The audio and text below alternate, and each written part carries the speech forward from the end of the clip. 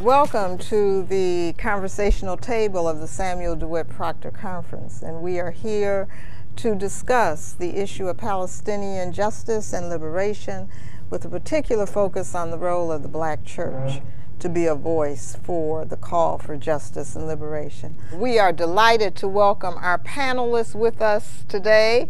On my immediate right is the Reverend Dr. Jeremiah A. Wright Jr., who is Pastor Emeritus of Trinity United Church of Christ in Chicago.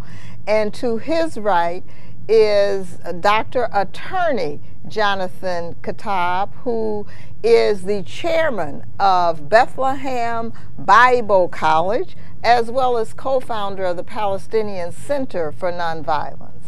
And to my left, we have none other than the Reverend Dr. Alton Pollard, who serves as Dean of the School of Divinity, Howard University. And to his left is Dr. Valerie Bridgeman, Professor of Methodist Theological School in Ohio. We welcome you and we thank you for your presence today. Thank you.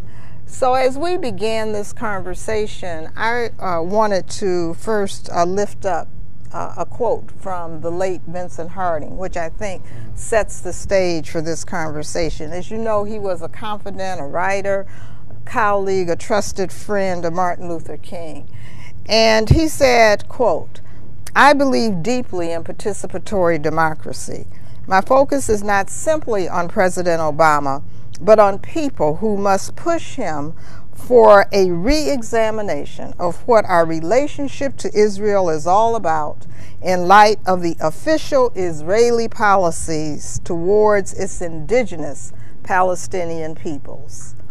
And then in thinking more about that in terms of how we touch the spirit of the communities that we all serve, I was moved by the words of Alice Walker, poet laureate.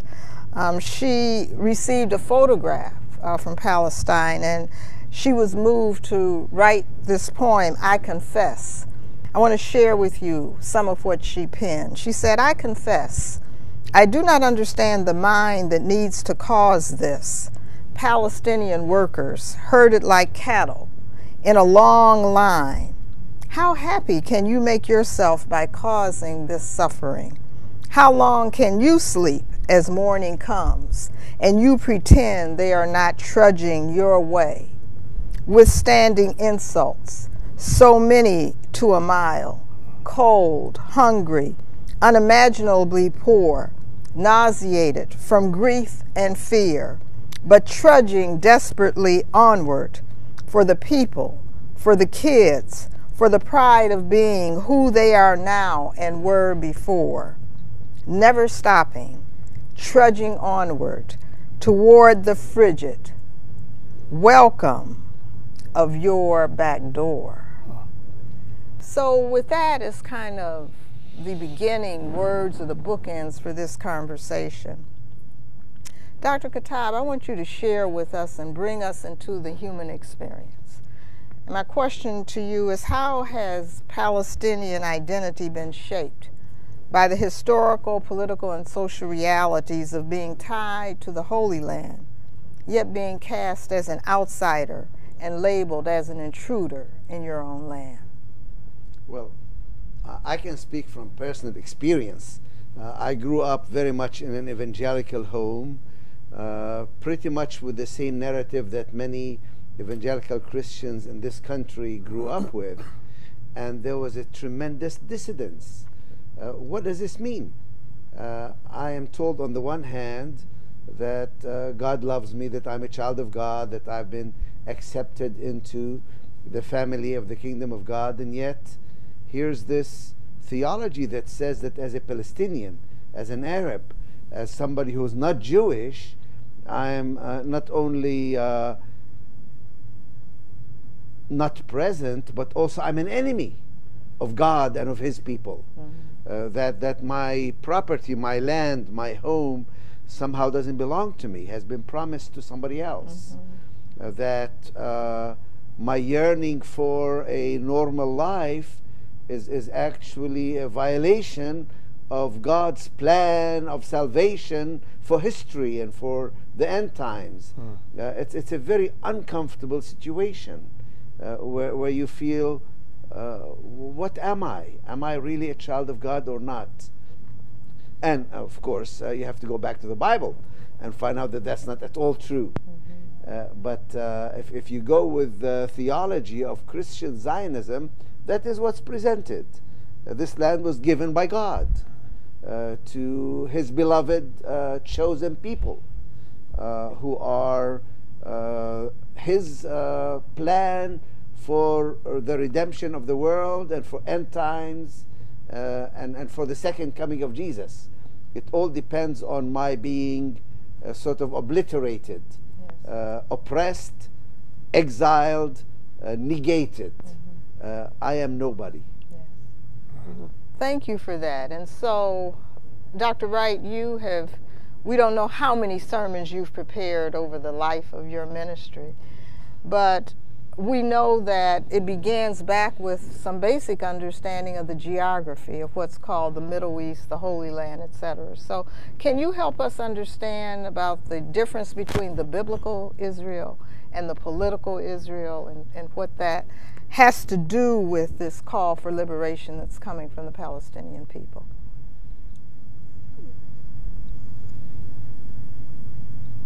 The biblical Israel, and I often have to quote my Jewish sources to keep from being called anti-Semitic. Rabbi Mark Ellis points out the biblical Israel has to do with the covenant that was made on Mount Sinai. It doesn't have to do with real estate. The real estate that had been carved out after the Balfour Declaration, a real estate that was carved out for the descendants of the Holocaust, European descendants, not the people of the Bible, but European descendants, the Ashkenazi, the 13th tribe, Arthur Kessler calls them, the last part to be accepted into the family of Judaism, the European Jews. That has nothing to do with the Bible. In fact, when you read Ilan Pappé, a Jewish historian, he and Mark Ellis both point out that where the state of Israel, not the biblical Israel, was going to be put in 1948 was in Uganda. They were going to take that patch of land and take somebody else's country. The biblical problem, well, starting in terms of the black church and understanding, trying to get people to understand what the Bible is saying as opposed to what Hollywood has said and what Christian literature has said and what Christian theology has said, and helping them to understand the vast difference between those two realities has been an uphill battle for me the whole time I was a pastor, because people start talking about Israel that they see on television as if that's the Israel in the Bible. Arthur Kessler, he's Scottish, he's a Scottish scholar, points out something that causes a lot of concern, and he had to put a disclaimer in the back of his book because he was called anti-Semitic, that the Jews biblically, and again, I'm hesitating because in church circles, you got to teach history in terms of who you're talking about when you're talking about the Jews. If you're talking about the people of Israel, you're talking about the covenant Moses made. That's not Jew. Jew doesn't even happen until you get Judaism and Judah and the split kingdom and all of that. It's not, but they get it all lumped together in Christians' heads as these are the Jews. That between Genesis and Malachi, on what continent is this taking place? Well, the average Christian, black and white, Hispanic, Asian, will say the Middle East. No, I said on which continent is this taking place? The Middle East. No. Oh, the ancient Near East. No. What continent? You learn the continents in elementary school. Name the continent. Now tell me what continent. Well, people choke. They get apoplexy to say Asia, Africa, because that's going to destroy all of my Renaissance pictures an understanding of Michelangelo on the Sistine Chapel, what God looks like, what Jesus looks like on the fan at church, this European guy, blonde with blue eyes. This happened in Africa? Yes, it happened in Africa. What do you think the people look like? Well, now you don't believe in God. The Bible is the inerrant, infallible, inspired word of God. You get it? The argument disintegrates, or the discussion disintegrates into diatribes and arguments like that, because people get emotional. They get emotional because what they have been taught from elementary school, kindergarten, Sunday school, BYPU, Richard Allen Youth on up has been a lie. It's been a lie. One of Dr. Bridgeman's colleagues, one of my sister girlfriends, Dr. Renita Weems, I love what she says in her first day of Hebrew Bible 101, that this is not a course that will teach you about what God said. If you're looking for a course that will teach you about what God said, you're in the wrong classroom. This course will teach you about what Israel says God said, which is very different. Mitri Raheb, a Christian Palestinian pastor in Bethlehem, points out that the narrative we are taught in the Christian faith and the Jewish Judaism, that Moses led the children out of Kemet, out of Egypt, into the wilderness for 40 years, goes up on a mountain, God gives them a private burial, Joshua takes over and leads them across the Jordan River into what? Well, everybody in church will say, the promised land. And Mithri Rahab asks, what kind of God do you have that has promised you my land? Which is what Professor Kuttab is talking about. I got to give up my home. I got to give. There's some people that live here. Is this the God? Is this the God of love and mercy and grace, who just takes your land? If that becomes the God we serve, who loves the whole world, that's a strange kind of God.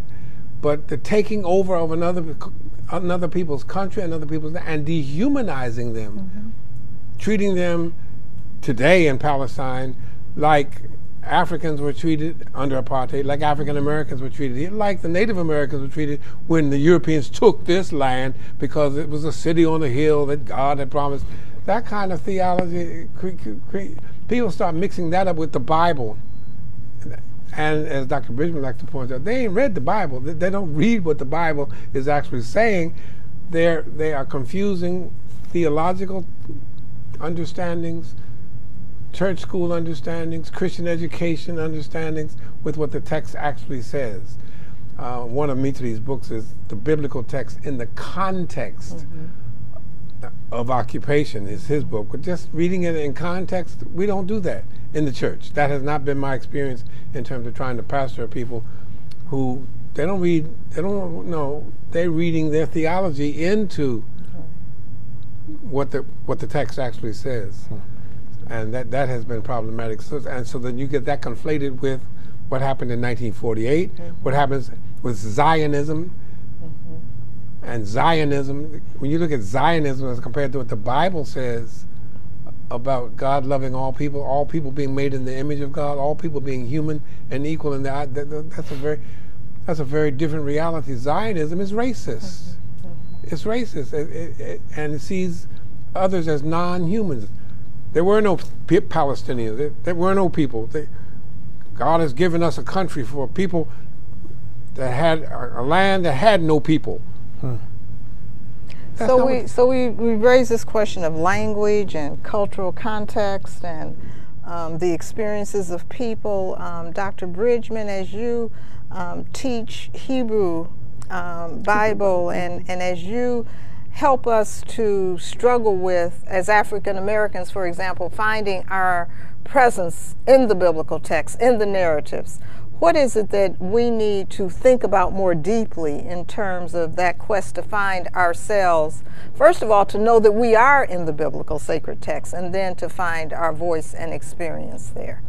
Well, I might say it differently. I think part of what, from my perspective, the church needs to do, and now I'm talking black church as churches across these denominational lines, is to disengage itself as seeing themselves as in the text first, so that the text can speak on its own validity.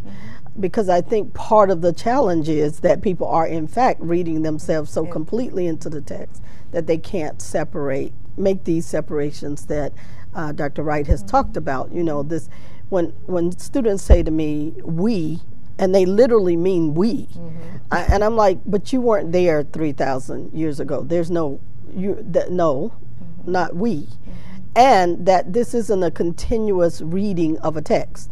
The text stops. There's a canonization process. They choose Bible books.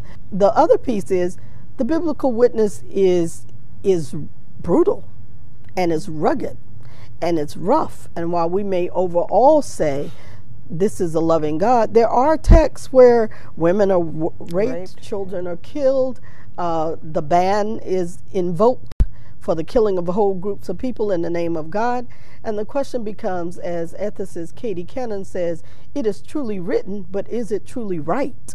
And so part of the work is, how do we learn how to interpret through a lens of justice, right? Can you look at the text and say, well, first of all, ancient Israel, biblical Israel, is not political 2015 Israel or 1948 Israel or 1967 Israel. It's not. It just is not. And we have to quit saying that. But that piece that my brother brought up about sort of this evangelical desire for the second coming of Jesus Christ that allows people to dehumanize people in the name of God for a greater good, because the greater good is Jesus is coming back, right? If I said I knew how to disrupt that thinking, I would have $1 million on the table right now, because we've certainly been trying to do it for years.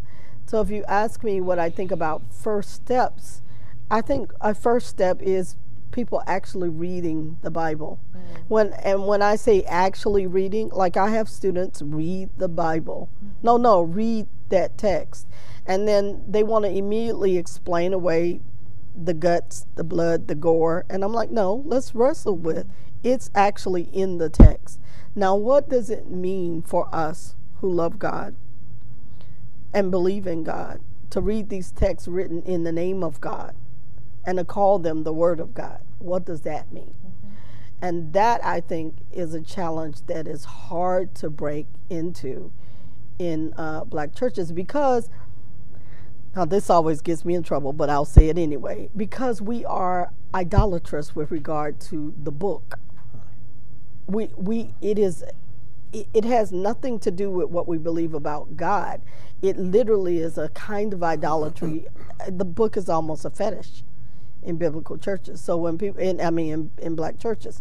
So when people say, and the Bible says, and they say that as a way of sort of shutting down loving God with your mind, thinking about this stuff in a way like, wait a minute. How is it that you who are Christian, that's your stick. I am a Christian, and I believe, Jesus is coming again, and this has to happen. How is it that you as a Christian celebrate the killing of other Christians in the name of the will of God coming to pass? How do you do that? How do you, particularly black American Christians, how do you watch people's homes being bombed and children being dislodged from their homes and killed and hanged and burned alive, all the things we've seen just in the last 3 years? We don't even have to go over the history, right? Just in the last 3 years, the bombings we saw. How do you see that and not say, wait a minute, how shall we talk about God given this? So I think that the mixing of both our reading of the biblical text and our theology and our deep abiding commitment to a theology that does not care about people but only about end results has to be disrupted. I'm committed to trying to do it every day in class, and I get called everything but a child of God, but because I love people and because I love God, I think we have to keep trying to disrupt that narrative. So Dr. Pollard, if you would build on that a little bit, you know, your colleague and friend Jerome Ross points out that from Genesis to Revelations, the Bible is a story and narrative of oppressed people. Right. And in that oppression, we're all in the quest to see God in the story and in relationship to our story. Absolutely. Can you talk a bit about that and where is God in all of this? And maybe speak to the Kairos document and how that which was inspired in South Africa became something to inspire something around this moment and this issue? I think it's very safe to say that for any peoples on the face of this earth who have undergone systemic oppression for sustained periods of time, come to that place where emotionally, psychologically, spiritually, materially, we yearn to be acknowledged, to be recognized as human. And sometimes that takes us to very dangerous places. I think with respect to the biblical text, with respect to the Christian witness, with respect to faith walks, and in general, oftentimes, it is the case that we are seeking to be like what we see others without being critical about what is the worst as well as the best in what that otherness may represent. The exceptionalism that goes with the Zionist tradition, that goes with both Christian and Jewish forms, is something that we have imbibed.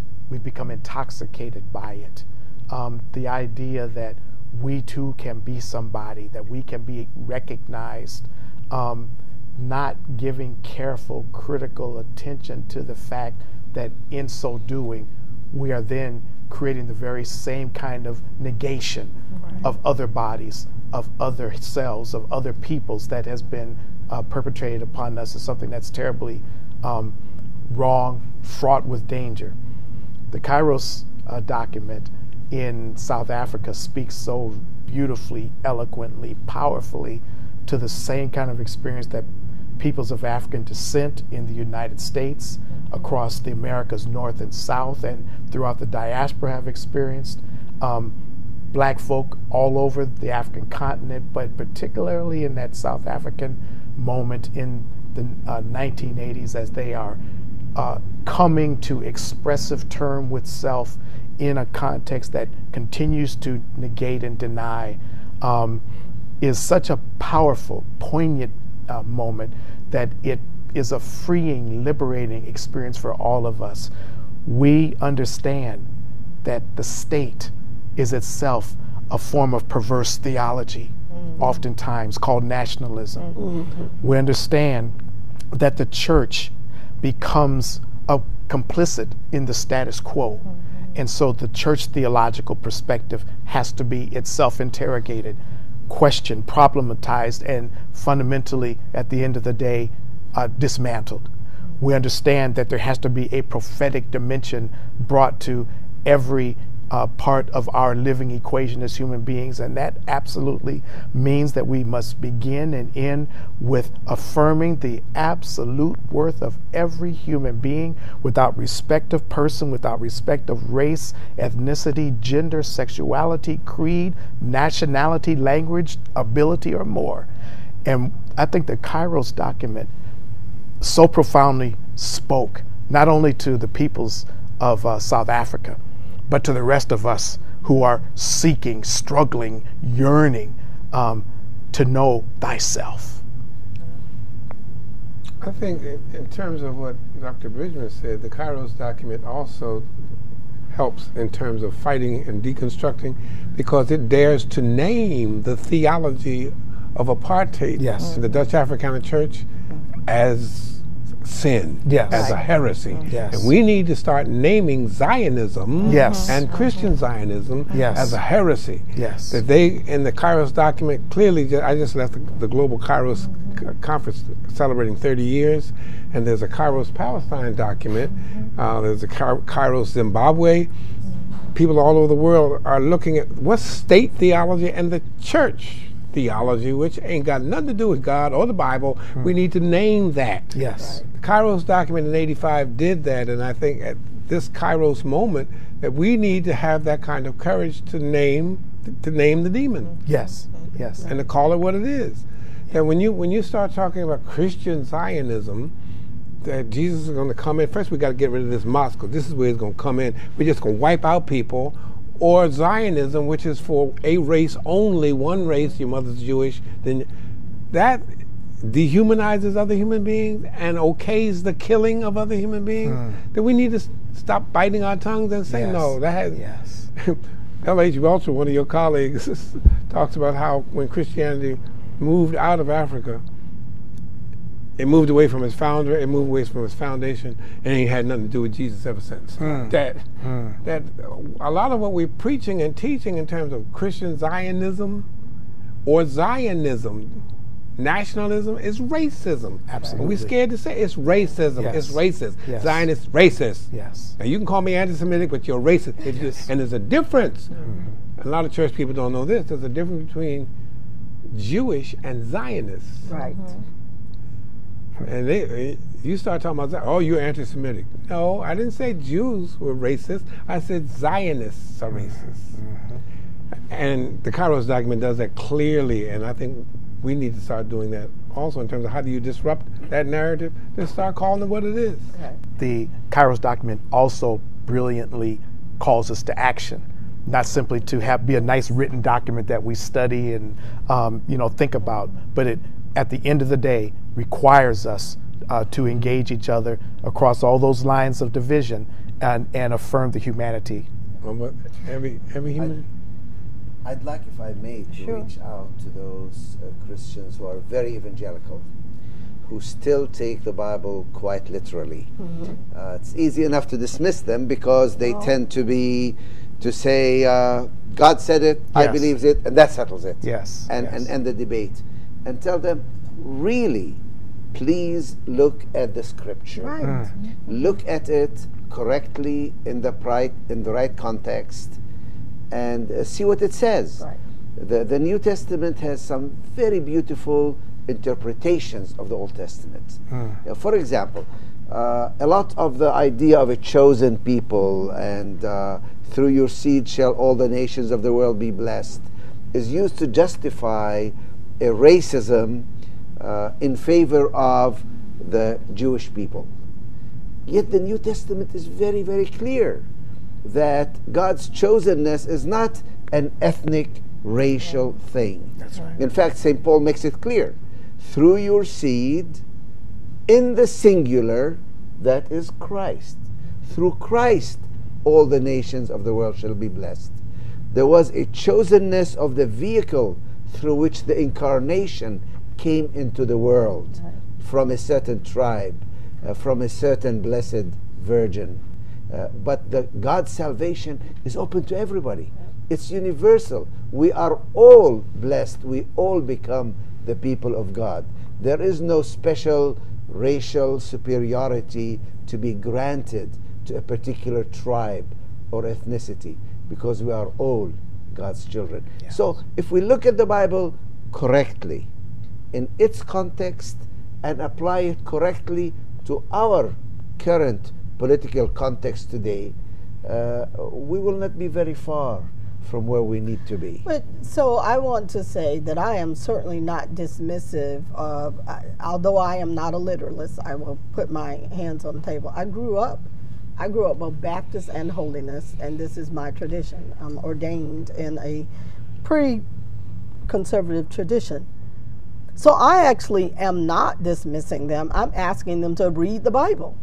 Like my perception of, and my perception is born out of reality. My perception when I have students and also when I am in churches that are like this about the Bible, it's like, but you haven't read it. You're not reading it. I know you're not reading it. You're reading snippets of it to make a point. But now let's try reading it and see how far that gets you before you come into a conundrum that you're going to have to struggle with. Not just about this, which is why I find it very interesting in black churches that they can be so dismissive of slavery passages, but they can't figure out how to interpret other passages differently from the way that they've always quote, always interpreted, right? One of the pieces about the biblical text, and I say this as somebody who teaches the Hebrew Bible / First Testament / Old Testament, Tanakh for Jewish people, is that there's not a singular doctrine in the Bible. It's not singular. And that, I think, is the big heresy, is that we have let stand the notion that there's this one singular belief in the Hebrew Bible about what God is doing. So let me give you a very clear 2 or 3 examples. One, the Akedah, where Abraham lifts the knife over Isaac's head to kill him. It's a horrific, it's a it would be what Phyllis Tripp would call a text of terror, right? We breathe a sigh of relief because Isaac doesn't die, and we know that Abraham's faith has been proved. One of my friends who happens to be a poet says maybe it's more about Isaac's faith than Abraham's, but that's another story. But that's a very curious story. Abraham is willing to sacrifice Isaac on an altar as a whole burnt offering. And you know it's going to be a whole burnt offering because there's fire, as a holocaust, right? This is central to all of the children of Abraham's telling of the story. Except for in Islam, it's Ishmael who is the son being sacrificed because he's the firstborn son. You have to do a lot of biological twisting to make Isaac the firstborn son. He is the firstborn of Sarai, but he's not the firstborn son.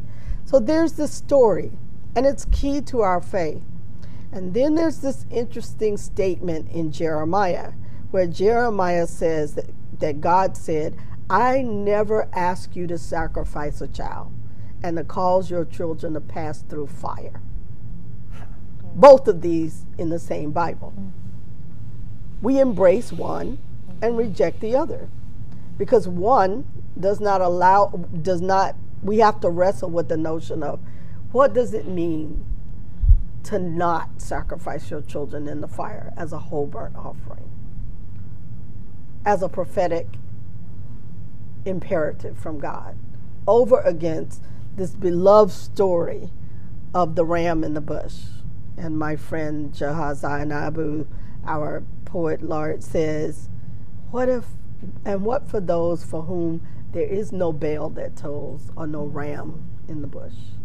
That to me is a fair wrestling with these biblical texts, even if you are a literalist, because in your same Bible are these two stories. So as we think about that at the theological level in terms of biblical interpretation, and then we add to that what it means to be a living person in a social context. And let's think about Du Bois' concept of double consciousness. So now we've got probably quadruple times 2 levels of consciousness competing for what we believe, right? So Dr. Wright, as you have thought about this whole way in which we break through the barriers of internalized oppression and the impact of this struggle that impacts our identity, that impacts our mind, our body, and our spirit.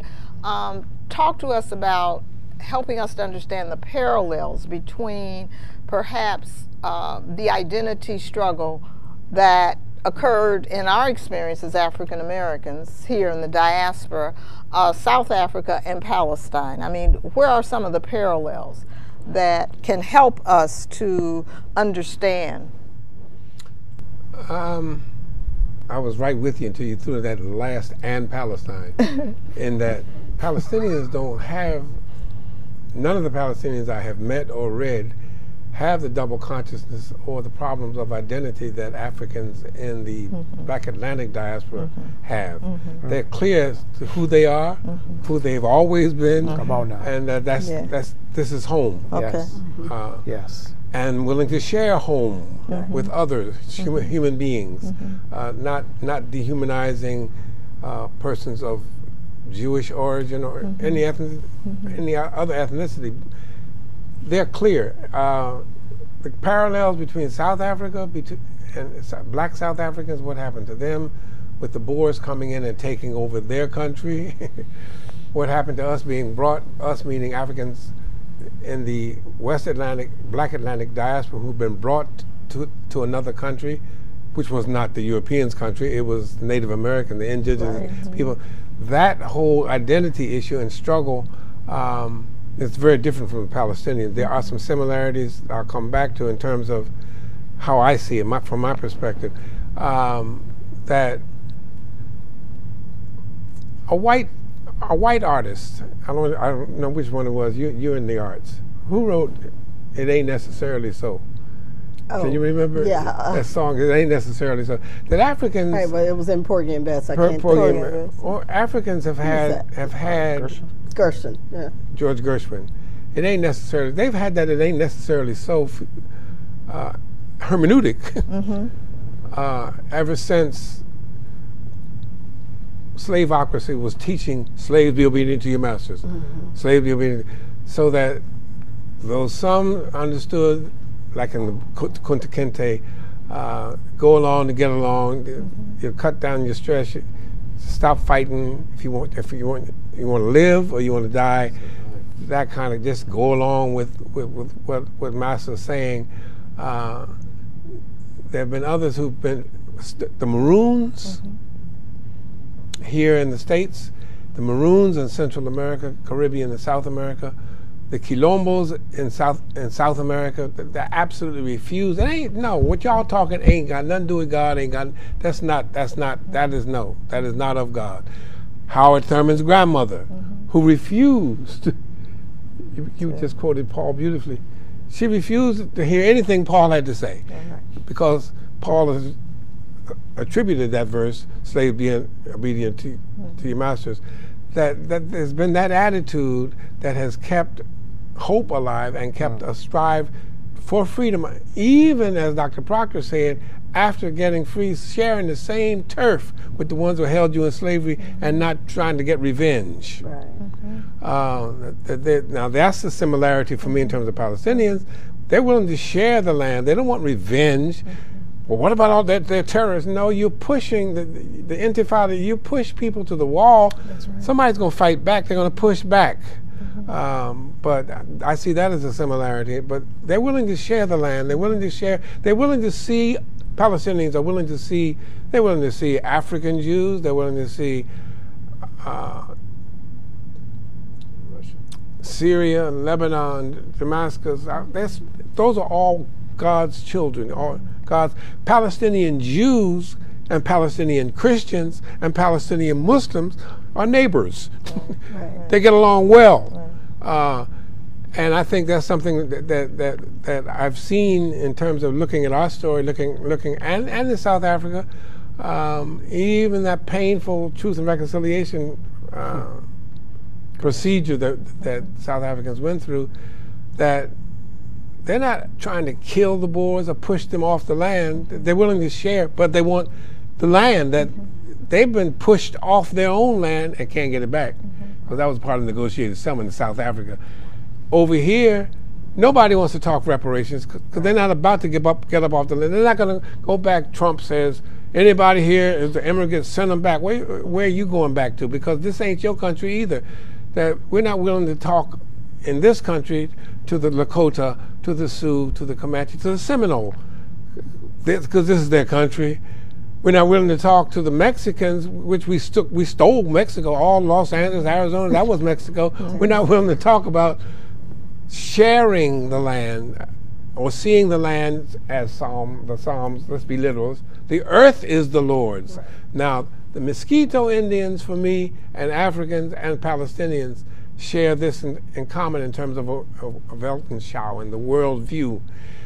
The Mosquito, there's no such word as border. Right. This is God's earth.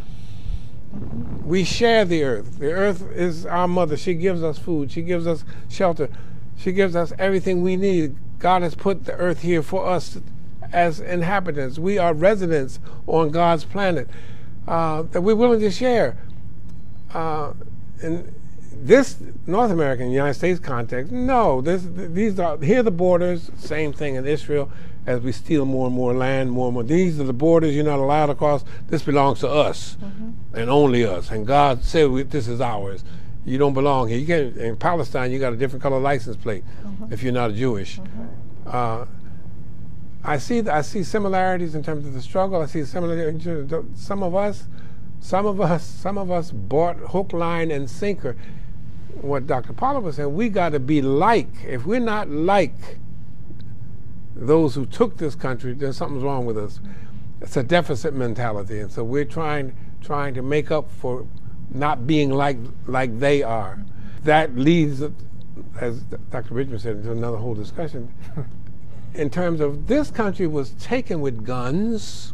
How about it? This country's exceptionalism is based on guns. This country's military assistance to the state of Israel is based on guns and violence. Yes. Then we're going to talk about, oh, look at these terrible shootings. Right.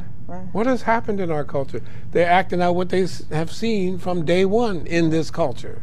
Yeah. It's what theologian Stephen Ray says: if you are oppressed and set free without doing any work around liberation and freedom internally, then what you've learned is how to be oppressive and how to oppress. You've learned these systems of oppression, and you put them into place more fierce than was put against you. I mean, it's interesting to me because I have friends who are what I would call Zionist light. And what I mean by that is they become very defensive when you start talking about Israel because they presume that you're talking about the annihilation of Israel. And I'm like, but you are a justice worker, so I want you to answer for me what you think is fair about the way people are being treated. Yeah, but if they weren't treated that way, they would do. I said, okay, so now you are projecting.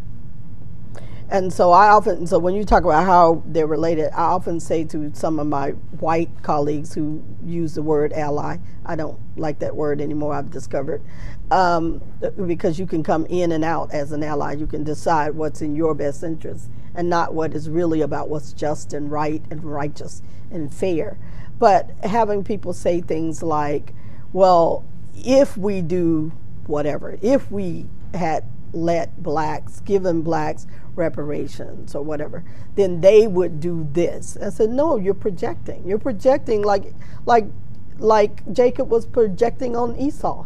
Jacob put everybody in front of him when he was going to meet his brother Esau, because he knew that if he had done to Esau, I mean, if Esau had done to him what he did to Esau, he would have been seeking revenge. So he is projecting his own desire for revenge by putting all his servants and wives and children in front of him to save his own neck. That, I think, now talk about a biblical reading, that I think is a part of why we're having a hard time with the conversation. Is much of our economy is built on bloodshed and revenge and conquering and colonization. Much. 99.9%. I don't know what part of it isn't. Some suggesting maybe a little bit isn't. But because of that, it's hard for us to even imagine a world where people aren't vengeful and revengeful. The projection of the way in which capitalism works.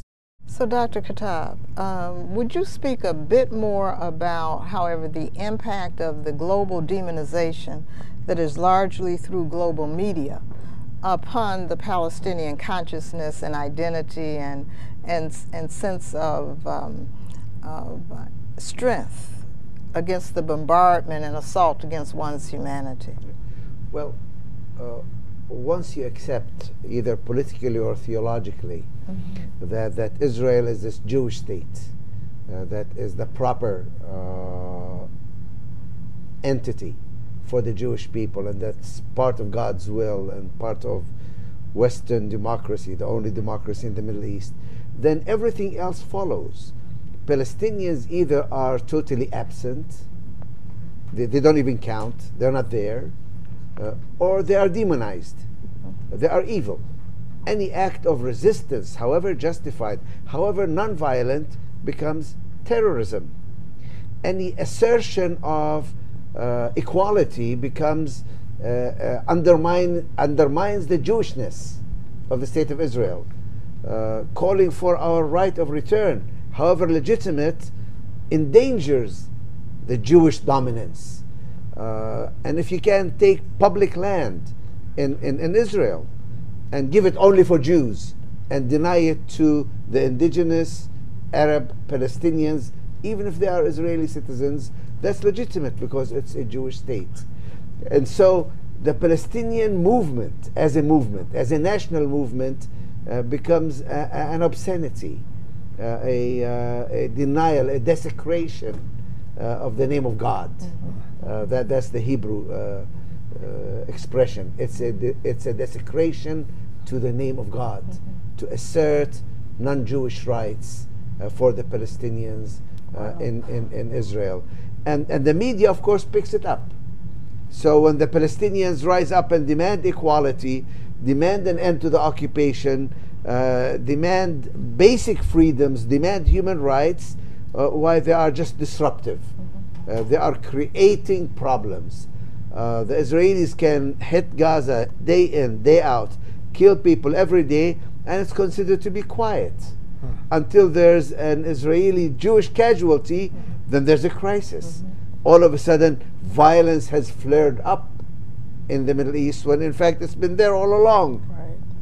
When every day the occupation is continued violence and oppression and suppression, but that doesn't exist. But when the Palestinians rise up and demand their rights, why there's a crisis, there's a problem, and everybody is asked to be quiet, and everybody is asked to just keep things the way they are. So I don't want our audience to miss that you introduced yourself as a Palestinian Christian. Correct. Talk about that a bit, because some people don't know there are Palestinian Christians. Of course, Christ came to save us all, and there have been Arab Christians from the day of the Pentecost. That was one of the languages in which the early disciples spoke, and I only trace my ancestry back about 300 years. But historically, the Christian church, the Arab Christian Palestinian church in Palestine, has existed for the last 2,000 years. And when we talk about until this day, of course, Bethlehem is an Arab Palestinian town with a Christian mayor. We have the Bethlehem Bible College there. It's a very much a Christian, but very much a Palestinian presence. Keep going, but make sure our public knows Bethlehem is not in the state of Israel. No, it's in the occupied territories.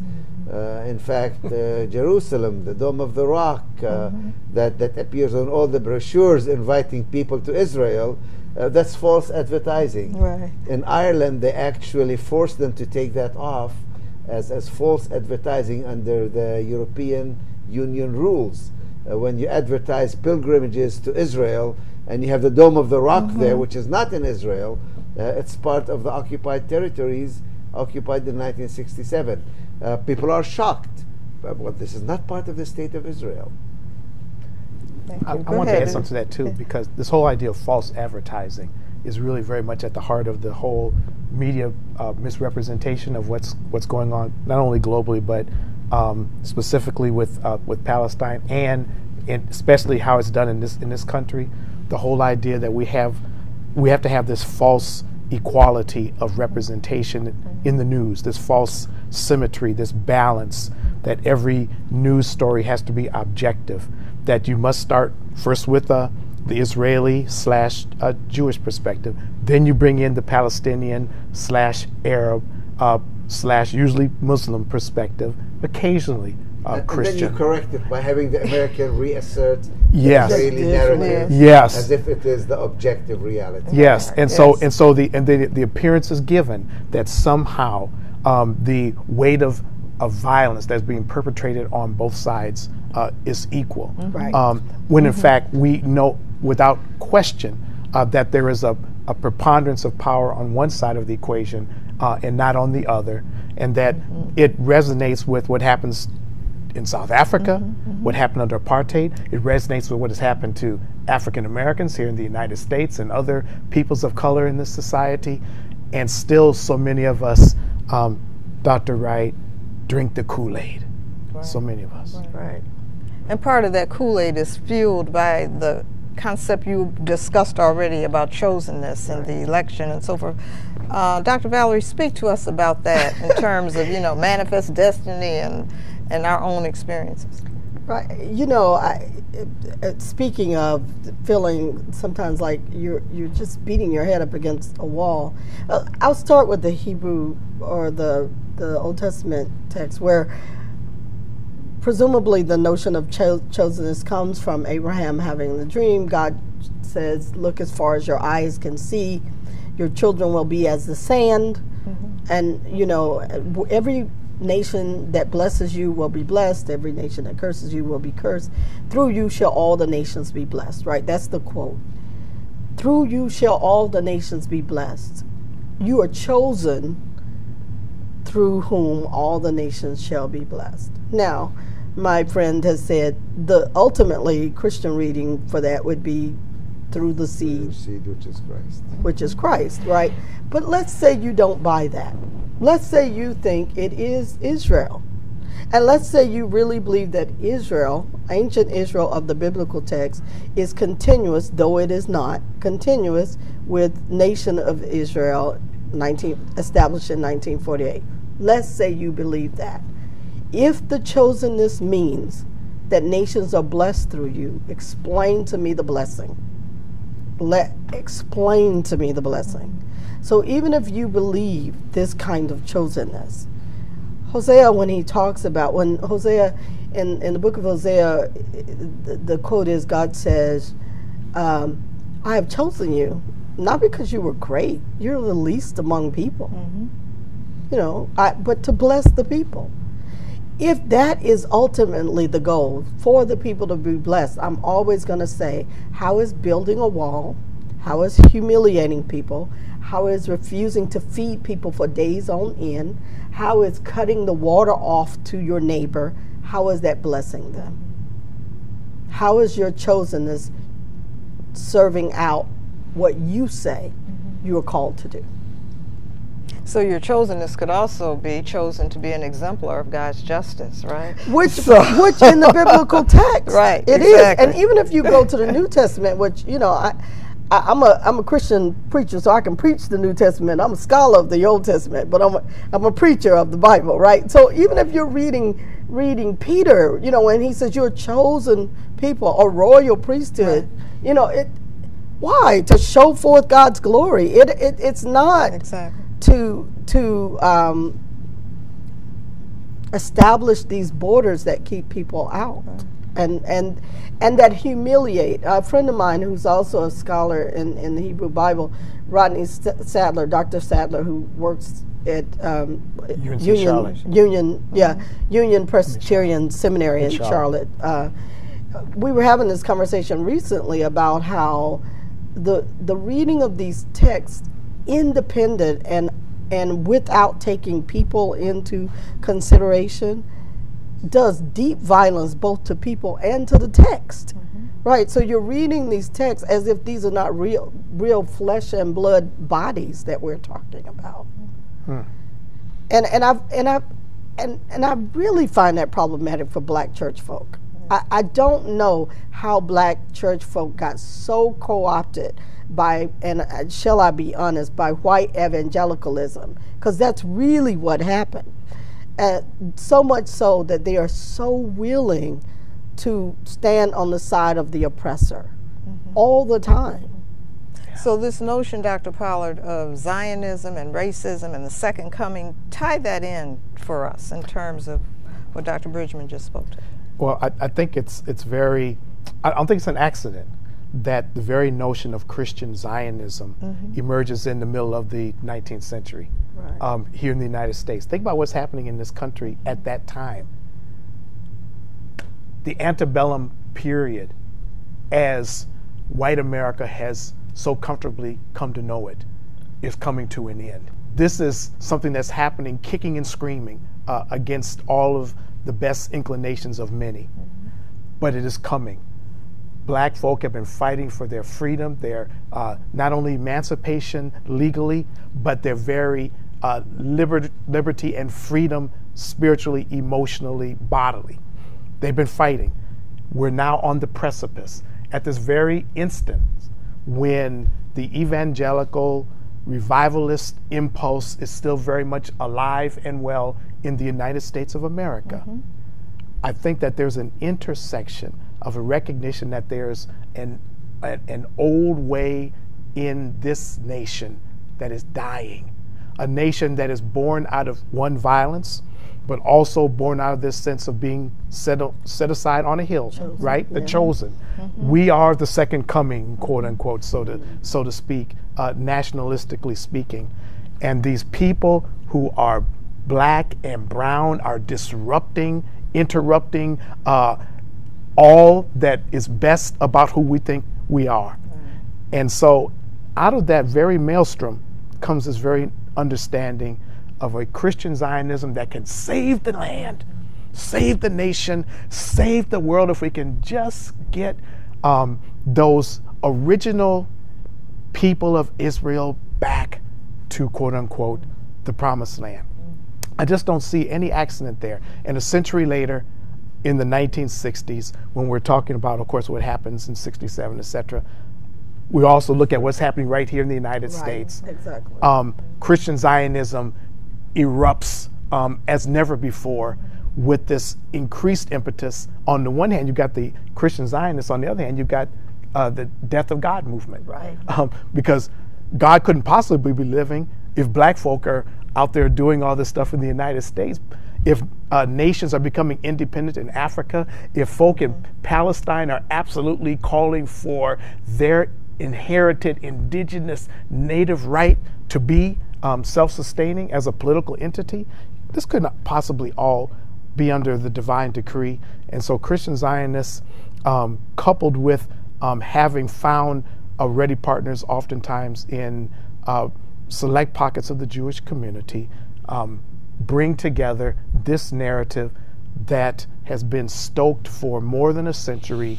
And as the African American context continues to be deeply evangelical, we also uncritically, often unawares, are entertaining the very same notions. And it seeps into our entire national fabric. It's stoked by this desire for heaven. So like, I don't want us to sort of miss that part. It's like it's disconnecting theology, it's disconnecting what the black church, particularly in the U.S., was about, liberation and whatever, from the struggle in the street to a desire for heaven. You don't mind all of that, because when Jesus comes, all of that's going to be taken care of. Now, of course, this all depends on you being a millennialist in your theology, and so you know that Jesus is going to come, set up a righteous reign. Therefore, the Jews have to be in Israel in a particular place, because Jesus has to step his foot down in a particular place for all of this to happen, so that the kingdom can come on earth. And don't worry about what's happening in the streets. And that was in the 1960s. That was a strand. You can speak more to this, Dr. Wright, than I can. A strand through the theology that was used to come against the civil rights movement, right? So when this, I ask you, trying to get the name right, so when the Student Nonviolent Coordinating Committee saw the connection between what was happening in the U.S. to blacks in the U.S. and what was happening in Palestine and what was happening into South Africa, and they wrote a piece about it. Past being prologue, the Black Lives Matters movement has just done the same thing, made these same kinds of connections. Then what gets stoked is this sort of a kind of religiosity that says what's happening on the ground has nothing to do with what God wants. Yeah. And it's not just about the religion in terms of this dominion theology and Israel and Jews. It's about certain Jews. That's right. And the issue of race has to be a part of this conversation, because, Dr. Wright, let's talk about African descended people in Israel and the treatment that they experience. Oh, Africans, both African Americans in Nimona and Africans from the continent of Africa, deeper into Africa than Northeast Africa, where Israel is, are treated like dogs. Right. And be clear, many of them are Jewish. That's my point. That's right. Yeah, exactly. But they're still black. I know. Yeah. I want to Right. make that point though, because I think people. Well, That's that. why I Yes, wanted. forget that. I want you to speak to that. It's like they don't know they're Palestinian Christians. Exactly. They don't They're know that African they're- Jews. That's Exactly. Right. We use terms, and we maybe have to come back to this, but we use terms to make sure our viewing audience understands. Dr. Kuttab didn't speak about it. You said the wall. What wall?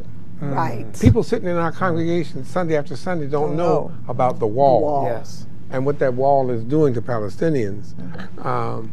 We'll talk about, we're going to build a wall between United States and Mexico. Right. There's a wall right now Right. up and continuing in the state of Israel. Twice as high as the Berlin Wall. Twice as high as the Berlin Wall. Wow.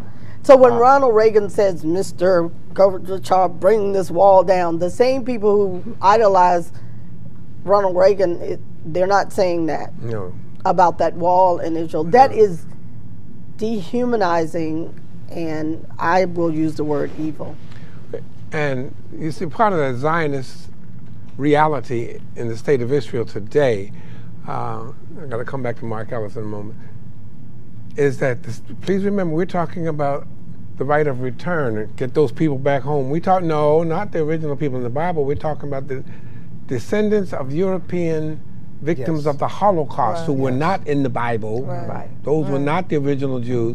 They have a right of return, but Palestinians have, after the Nakba, right. have no right to return to their. They were there before the Europeans got there. Yes. All right? Yes. But Mark Ellis, one of the books that got him fired from Baylor, I think it was, Judaism is not the state of Israel. That's right.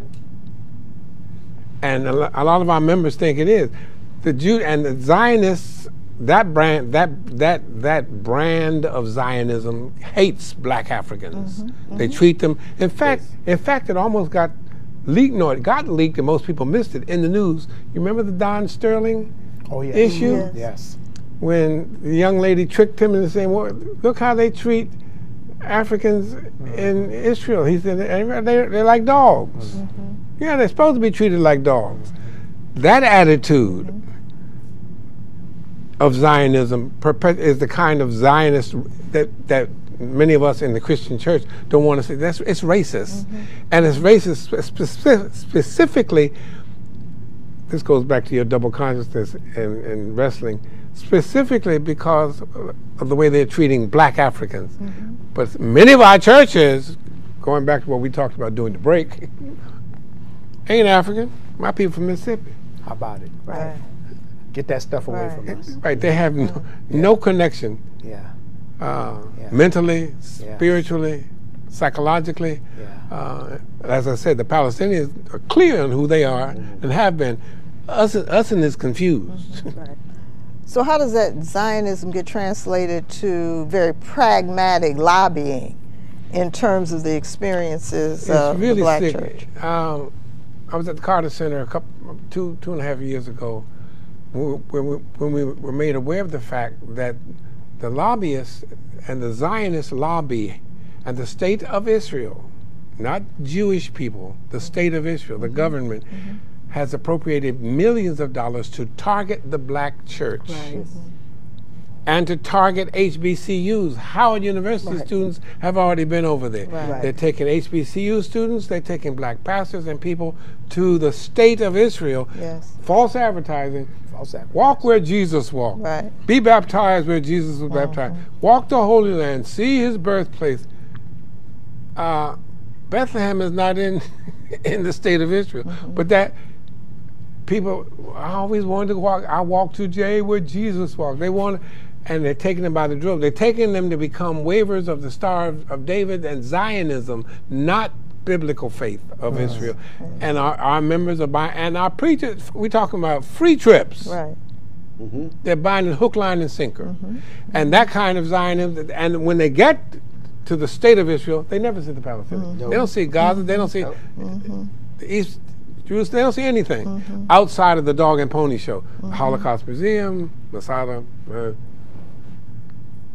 It's tied in, intricately tied into that kind of racism and duping black churches in this country and black pastors, with some of our black pastors and some of our black denominational leaders leading the band in gathering pilgrims to go walk where Jesus walked. Yeah. And it's an easy sell because it fits in with the narrative that they hear from televangelists on the news and every day. It takes really, you have to unlearn a lot before you can begin to learn the reality of what's happening there.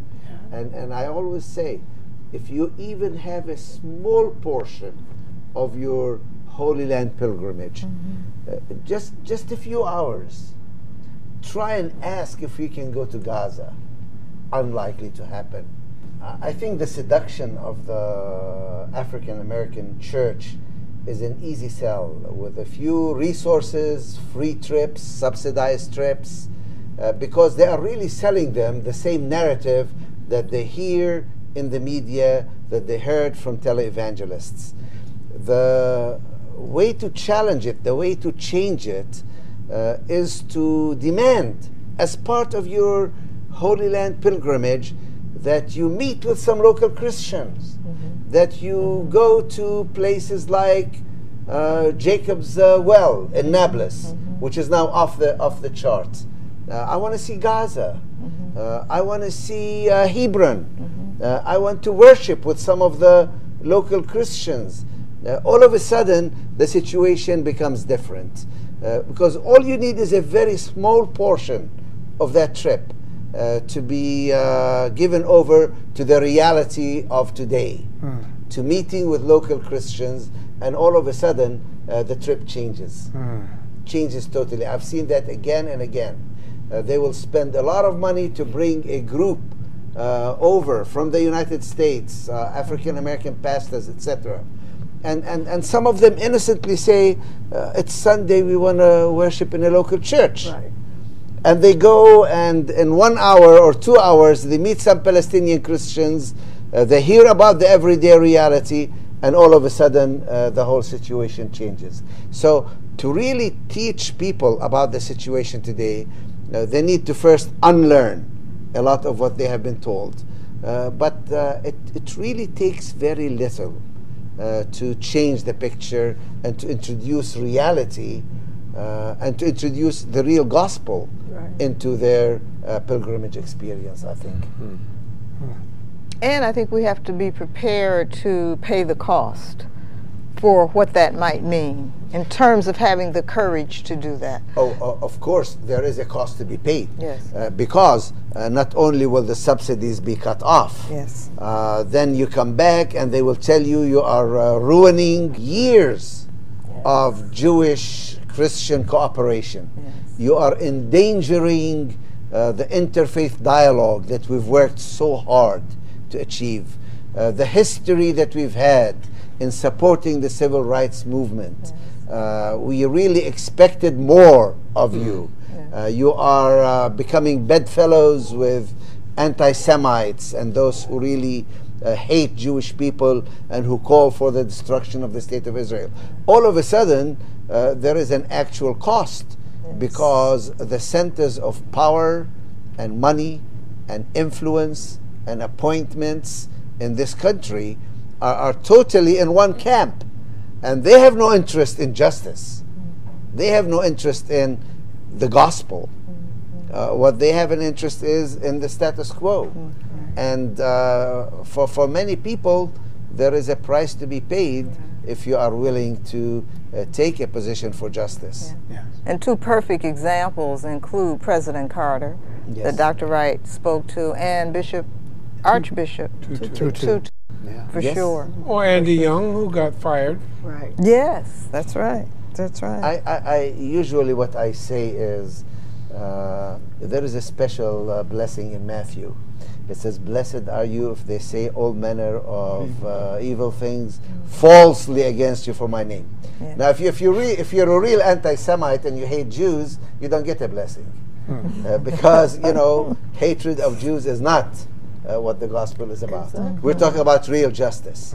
But if you are accused unjustly, unfairly of anti-Semitism, which seems to be the curse that everybody is afraid of, you can call me anything, just don't call me anti-Semitic, because then I become a pariah. Yes, yes. And of course, don't forget that little thing for those who don't know, Semites do not equal Jews. Yes. In this country, when you talk anti-Semitism, you're only talking about anti-Jewish anti-Semitism. Yes. Because anti-Arab or anti-Muslim hatred is quite fine. It's quite acceptable. In fact, there was somebody who was saying there's a special exception to the First Amendment when it comes to Palestine and Palestinians. It doesn't apply. Doesn't apply. You can say anything you want about any subject, but when it comes to Palestinians, you know, somehow there's an exception there. There's a much higher price to be paid if you're willing to address the issue of Zionism, State of Israel, and Palestinian rights. So, Dr. Pollard, in the end, there's this tension between what it means to be black, Christian, and American, and what that looks like in terms of our faith witness. So the U.S.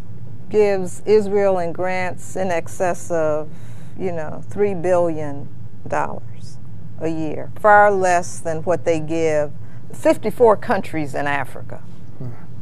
So as being black, Christian, and American, are there some things you want to tell us about how we use our moral agency, how we use who we are and where we are? I think that without question, we need to always go back home to our roots. Part of the discussion we've had this afternoon has been to remind ourselves as people of African descent in this country that oftentimes we are uncertain, we are shaky about our own identity. We're not clear. We are not even ready to affirm those African dimensions of ourselves, whether we think of them historically or present day, whichever, it matters not. What it does then is it reduces us to a shell of ourselves that is called American, quote unquote, devoid of the absolutely essential content of our character that is so deeply cultural, that is so deeply profound, that goes back millennia, back to the Kemets and back to West Africa and back to Central and South, that connects us. The old saying, the blood that unites us is thicker than the waters that divide us. When we lose that and we think that we've become preeminently American, to the great loss of this other profound dimension of who we are, then I think we find our Christianity, for those who also are part of the Christian faith, becomes also null and void. You cannot be prophetic. You cannot be prepared to be courageous. You cannot be ready to stand up and take risks if you have decided that what it means to be American itself an exceptionalist posture in the world today will also mean then that we will continue to deny, negate, and destroy untold populations, peoples, purviews, languages, because we feel, and religions, because we feel that we are the only remaining superpower in the world. Forgetting, going back to what you said, there is another power, a power that cannot be named exclusively even by we who are Christian. As the Archbishop so beautifully said it, God is not a Christian. That's right. That's right. And yet we continue to be, I think, mesmerized by both the idea of being American and Christian in uncritical ways that obliterates this very notion of being profoundly black, profoundly, I am black and comely, profoundly I know myself. If we're not willing to begin with those roots, then I think all else is lost. And it is precisely why so many of our young people don't have time for our churches, our congregations, our clergy, because they do not find us speaking out of that radical, rooted, authentic, genuine sense of truth that will invite them to come back home. The Proctor Conference is really delighted that we are initiating a call to the Black church to find and reclaim its voice and identity. In the context of the United Nations decade that has been announced, 2015 to 2025, to be the decade of people of African ancestry all over the world. And so we're just really pleased to engage with African people all over the world in terms of what that means. I want to share with you an excerpt from the 2015 Black Solidarity Statement. 40 organizations signed on to this statement.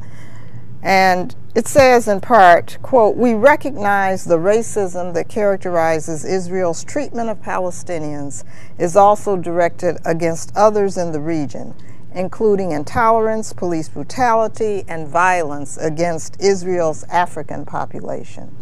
Israeli officials call asylum seekers from Sudan and Eritrea infiltrators and detain them in the desert, while the state has sterilized Ethiopian Israelis without their knowledge or consent. These issues call for unified action against anti-blackness, white supremacy, and Zionism." Dr. Valerie, you have been with me and on the ground with the young people, particularly those who have given voice to Black Lives Matter. Many of them have had the opportunity to connect either here or directly in Palestine with their generation. What is it that you hear from this Black Lives Matter movement that informs this kind of statement, affirms their reality, and can help us to understand their experience? You know, I don't know if I was reading it last night or the day before, but there is a move afoot, which is not, it's not new, that governmentally you would call the Black Lives Matter a terrorist group so that you can monitor a certain kind of way, which they've been doing from the beginning. But listening to, and I always say, you know, I'm of the hashtag generation now, although I'm not really of that generation. Hashtag these are my leaders. I am deeply both impressed and hopeful because of our young leaders, and by young I mean in their 20s and 30s, some into their 40s, because they are in fact doing sort of this international, global looking at the ways in which these problems are not just local.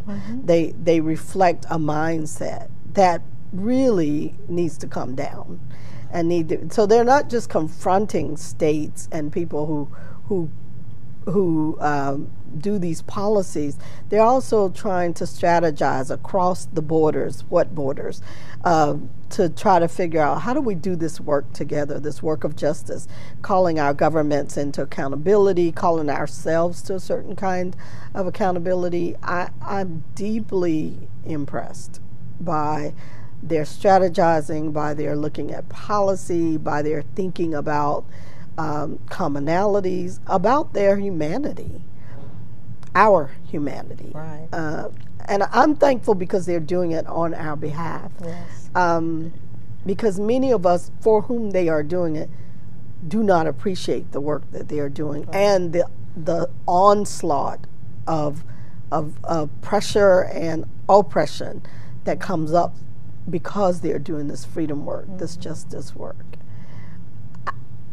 I guess my answer is I'm deeply, deeply impressed. And I'm hopeful that even though the media, so one of the ways the media tries to come against these movements is that false narrative that you said, or that I think you said about, you know, these are equal sides. No, kids throwing a bottle is not the same thing as a government armed to the teeth. That's right. That's not the same thing. Let's not pretend like it is.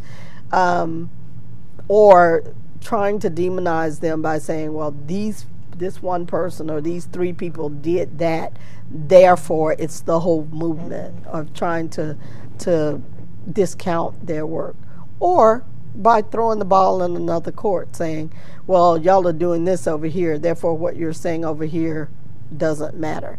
No, we can chew gum and walk at the same time. We can attend to 2 or 3 or 5 different things that are happening in the world. And that's what I see among our young leaders.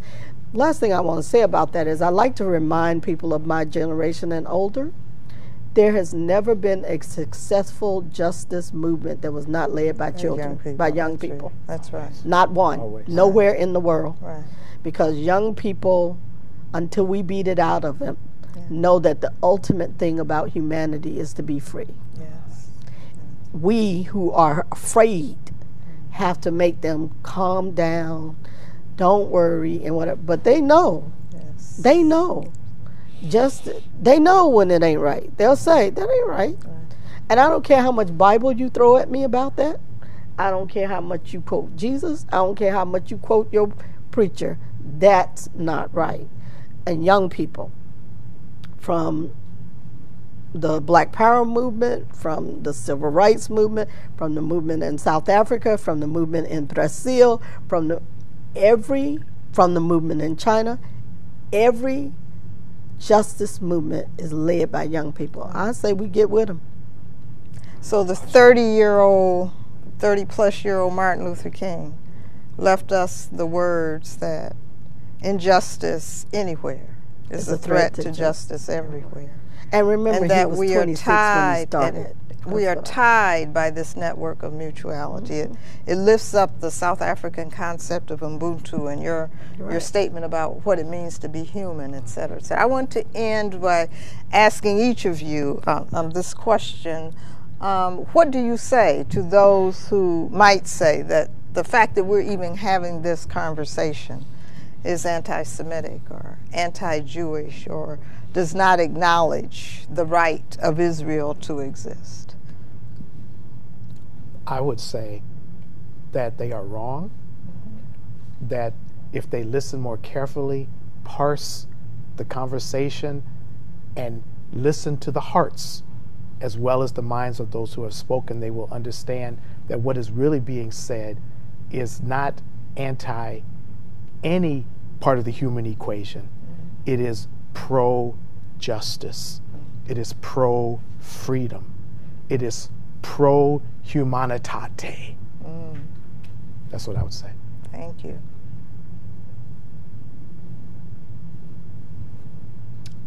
I would say it's a human rights issue. I would deconstruct the argument by reminding them pro-Palestinian, Palestinians are Semitic. So I'm not anti-Semitic. I would also probably refer them to the Kairos Palestine document, which points out that this whole notion of anti-Semitism is the Christians trying to make up for what we did helping Hitler. And we can't undo what's been done, but that is not anti-them. And to be pro-humankind is not to be anti any part of humankind. I would also assert that it is very theologically, we must be clear that discrimination and racism, whether it's aimed at Jews, at Muslims, at Palestinians, or at any other group, is a sin and is wrong, and we're against it. But that does not mean that you pick a particular ethnic group who were victims at one time, as the Jews were, and you say, okay, now you have a clear pass. You can persecute others, you can discriminate against others, you can be racist against others, you can be horrible, you can do anything you want, and you have a pass. No, you don't. No. You still are under God's judgment, and if we are going to be consistent, we have to be consistent across the board. And that means that we have to speak truth to those in power. Yes. And it just so happens that at this particular time in history, Jews are not the ones who are persecuted. They are many of them, not all of them, but certainly when it comes to Zionism and the state of Israel, they are the persecutors, they are the oppressors, they are the racists and discriminators, and they should be called to task for what they are doing. Thank you. Amen to what everyone else had said. I would say that I would ask people to think and not just uncritically believe what they are hearing or even what they already believe. That I believe that a part of the Christian journey, since we're talking about Christian people, that part of the Christian journey is to live in a state of examination and to live in a way that we're constantly asking ourselves, is this right? Is this the way that we ought to treat other human beings? And I would say that I would also remind people that we are not the only ones saying these things. Yes. There are many Jewish people Yes. who are against the way Palestinians are being treated in their own homeland. Right. Yes. That there are many Jewish people who would stand with us and say, we want right done. We want justice done. We want righteousness to roll down like a mighty stream. That's what we want. And we want it for everybody. Yes. No, this is not, we don't want, last thing I would say, I really think this either or thinking is what gets us in a knot.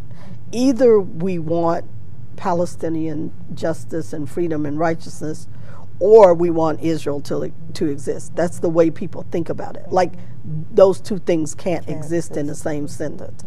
I would encourage people to find the conjunctive and. Thank you. This has been quite a profound conversation. I would like to say that for Christians who care about issues of justice, who care about Palestinians and Israelis, that the politicians have failed us. Yes, Lord. The political process has failed. Mm-hmm. And it's time for action by the grassroots, by the churches, by students, by unions, and the BDS movement, boycott, divestment, and sanctions, which is taking place here throughout the United States, particularly in college campuses and in churches, against tremendous resistance. Now, I mean, the other side is putting in tens or hundreds of millions of dollars to fight the BDS movement. Yes. Netanyahu says it's a greater threat than the so-called threat from the Iranian bomb. This is the threat to them because it addresses the moral and the ethical issue. And it asks ordinary people, Christians as well as others, to take action, not to wait for the government, not to follow the narrative of the so-called peace process, but to actively work for justice through boycotts, through divesting from corporations that benefit from the oppression of others, and through sanctions that would bring to justice and would call into account those who are violating human rights. Dr. Kuttab is so right. And it is exactly how we fought in the anti-apartheid movement, exactly what brought South Africa to its knees. And what most of us are not aware of, and our members are not aware of in congregations, is that state legislatures, again backed by AIPAC money, are making it against the law for BDS Wow. to be exercised. Yes, in the that's state of true. Illinois it passed. Yes, it did. And the people sitting in the state legislature didn't even know what they were Have a voting clue. on. Right. Wow. When we got on the phone, the call said, do you know it's hitting the floor? In about an hour. They didn't even know what it was about. So that if a company says we're going to divest not from Jupe, but from companies doing business in the occupied territories, you will lose all state funding, you'll lose federal funding. Wow. Well, again, the only other thing in terms of what do we do, how do we take action, one of the many pieces that I'm a stickler for is Christian education, meaning that we educate our congregations that not only with the Kairos document from 30 years ago, with the Kairos Palestine document, and get them to read some, as Dr. Bridgeman said, get them to read some Jewish authors to open the eyes of our members as to what the state of Israel is in the Bible as opposed to what the state of Israel is in geopolitical terms in 2015, and to deconstruct some of the sacred cows. Right. Sacred cows, like every time I hear the 6-Day War, my mind goes straight back to Rabbi Ellis and to Ilan Pape. First of all, it was not a 6-Day War. It was given that name to conjure up biblical images that God created the earth in 6 days, and a new Israel has been created in 6 days. And Ellis's son found out that the premier of Israel was in Lyndon Baines Johnson's office June 4th or 5th. And the last thing Johnson said to him was, if Israel is attacked, she has our full support. If she launches a preemptive strike, you're on your own. The very next day, connect the dots, and our church members don't even know this, the USS Liberty was attacked by the Israeli Navy and Air Force. 40 Americans killed. Why?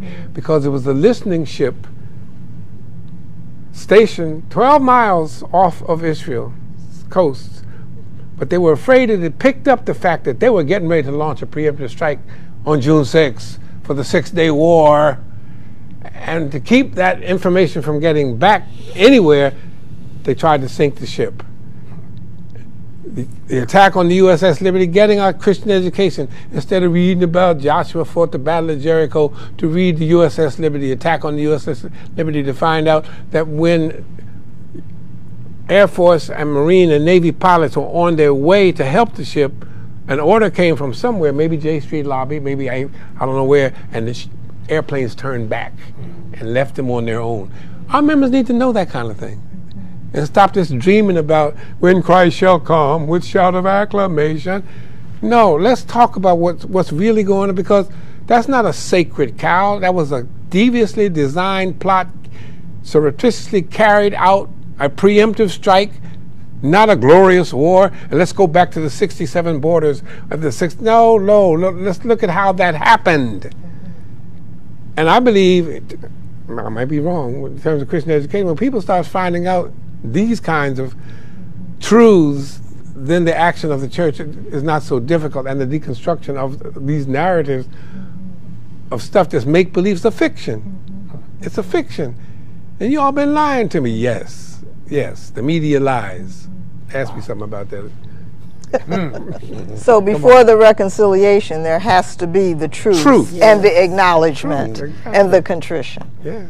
Absolutely. I would add, we haven't talked about this institution, but theological education that prepares women and men to go into congregations, to go into communities, itself needs to also be challenged. There needs to be more courage brought into the classroom, like my colleagues around this table are willing and prepared to do.